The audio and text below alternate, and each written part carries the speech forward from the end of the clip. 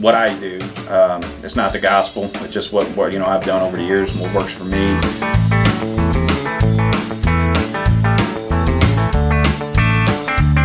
A lot of people do a lot of different things. I remember back in the day when Tim Grounds was kind of mentoring me as far as goose calling and everything, and that man made his living off goose calls, and he said some of the best tips I can give somebody is take this thing and stick it in your pocket some days. And I mean, it's worked. Everybody blows a goose call, wants to blow a goose call, wants to get on them, that kind of thing. But some days, you just got to read the geese and, know what they want to hear or try to figure out what they want to hear. And some days they don't want to hear nothing. I mean, we shot full limits the other day. Just, I noticed, got on the first group, a little bit, didn't give them a whole lot, but they just acted funny.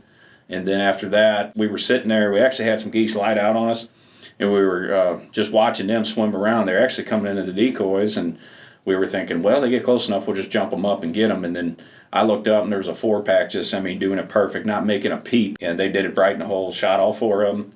And then had another group do it right after that. They weren't making a peep. I never made a sound. They finished nice.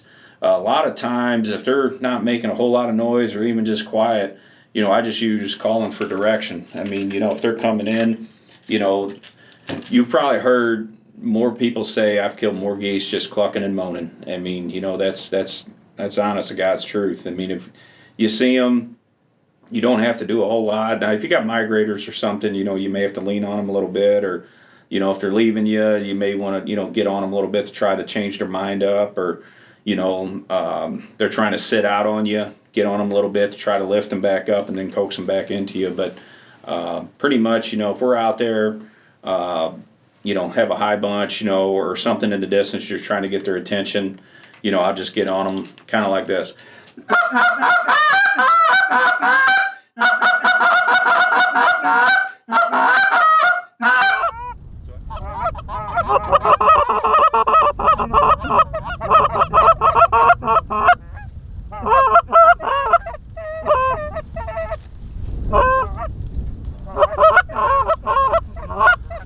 So that's loud and just, a lot of high-pitched calling, just trying to get their attention, and once I get them turned our way or whatever, I try to listen to what a goose is doing, so are they double clucking or they moaning or whatever, and I'll just mimic it a little bit, so they're coming at me, getting a little closer, and I'll tone it down a little bit.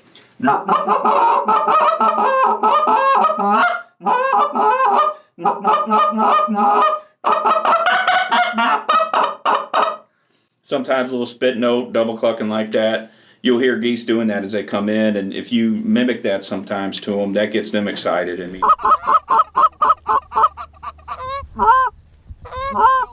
Kill them, boys, kill them.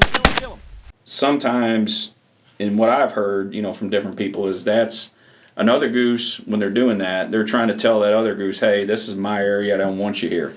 Kind of seems counterproductive when you're doing it on a call, but, it works. So, but yeah, once they get a little closer, a lot of times I'll switch down to this G-force just because it's a lot softer, or I got to tune softer. I mean, you get loud on it, but I got to tune softer and a little more gravelly.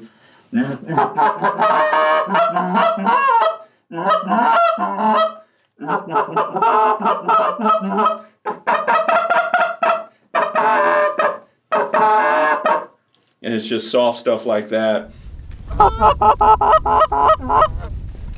We had a hunt the other day. We had a 5-pack doing it, and me and this goose just went back and forth.